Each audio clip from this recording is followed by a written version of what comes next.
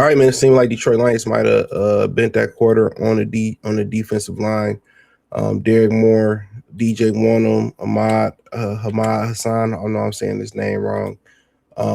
They've seemed to added some juice. I mean, it's some talks of Lee McNeil. Well, I've seen it. He looks to be physically back, and I said this about Lee McNeil last. Um, I said it about him last offseason when he came back. I said heavier players, it take them a little bit longer, a lot longer to recover from them lower body injuries. So, um, and the Lions defensive line seem like they're gonna have to carry this thing, man. On the Lions may be waiting for the 52 man roster cuts. They could be waiting for that. But but in general, the defensive line is translating against some starting offenses. You know what I'm saying? They're translating against some starting offenses. The Commanders, the Bengals. You're hearing all day looking good in camp. You hear that sign, the Egyptian cat looking good in camp. It translated to the game. You turn around and say, well, Derrick Moore came back off a groin injury. He looking good at camp. It translated to the game. You hear Calvin Shepard now seems to have the reins to be able to call, a multiple front defense. Now they're blitzing more and showing more exotic looks. Like I told y'all, he was handcuffed. That was some strategy that Aaron Glenn and Dan Campbell believed with. And for the most part, they gonna need those guys. They gonna need the front seven into the back half get healthy. And then, I'm gonna say this as a side note.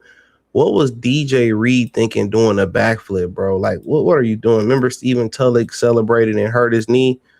Never was heard from again.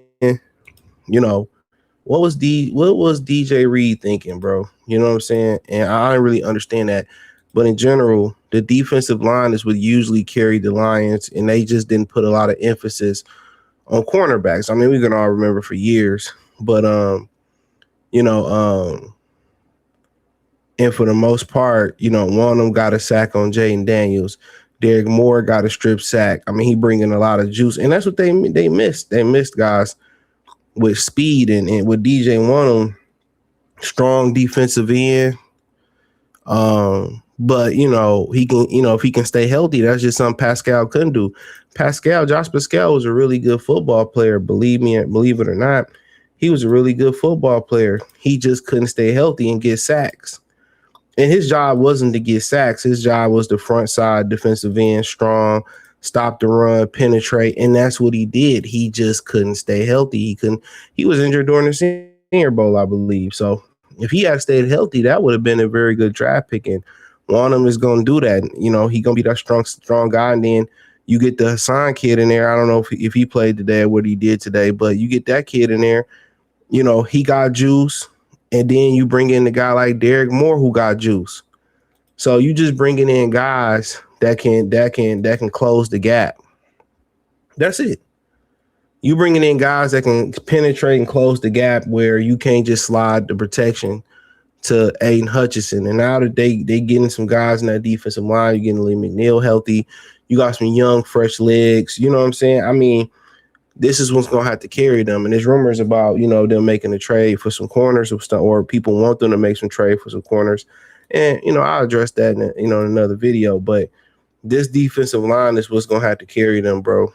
And it always has, in the past before this regime got here, whether it was Ndamukong Suh, Kyle Vanden Bosch, Cliff Averill, Ziggy Ansah, whether it was Luther Ellis, Robert Porcher, whether it was Sean Rogers and those guys, Nick Fairley and Sue. I mean, that was usually the vibe. That was usually the vibe. You know what I'm saying? So, and they kind of getting back at that with some young, youthful guys.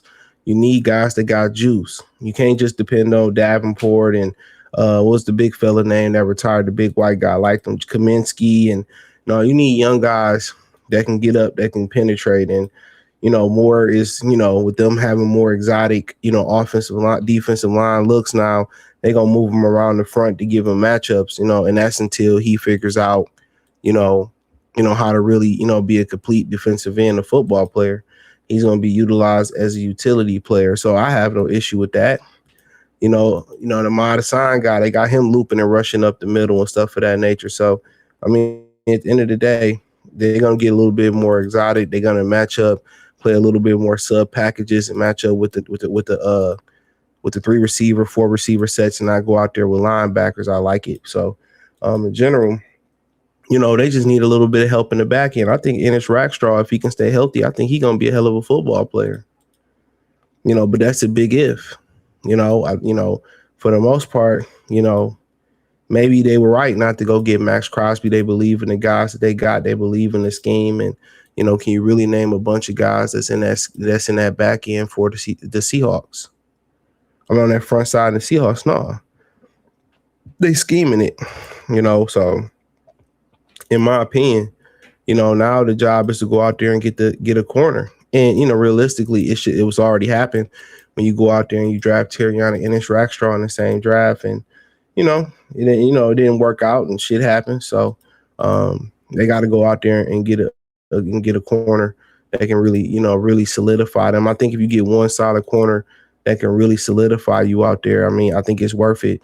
If your D line gonna be pressing like that, at least you got a little bit of a cushion there, and then you can allow Branch and Kirby there's some time to get back and not have to rush them back with that defensive line. So I think for them, that's the vibe right now. You got a lot of really good defensive linemen. Not sure where Levi Onwuzurike is at in his I'm not sure.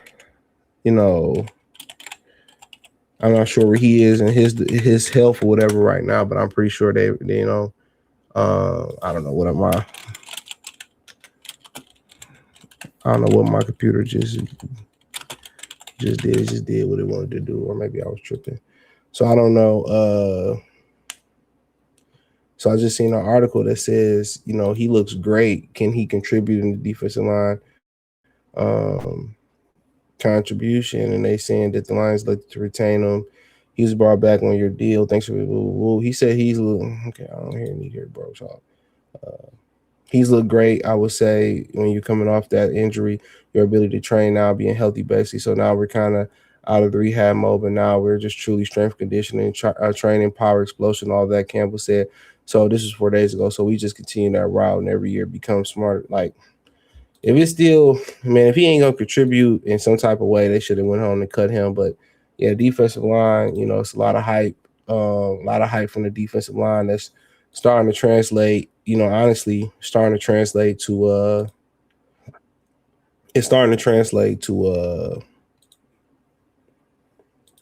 the games, and if they can bring that to the regular season, they can buy their back end some time. But like I said about the back end, you better go. If you can get somebody now, you better not wait till they get cut. Better get them now. But hey, check out Detroit Lions Talk playlist. Thumbs up the video, share the video, subscribe to the channel. Appreciate the love and support. Let me know what your girls and guys think in the comment section. Peace.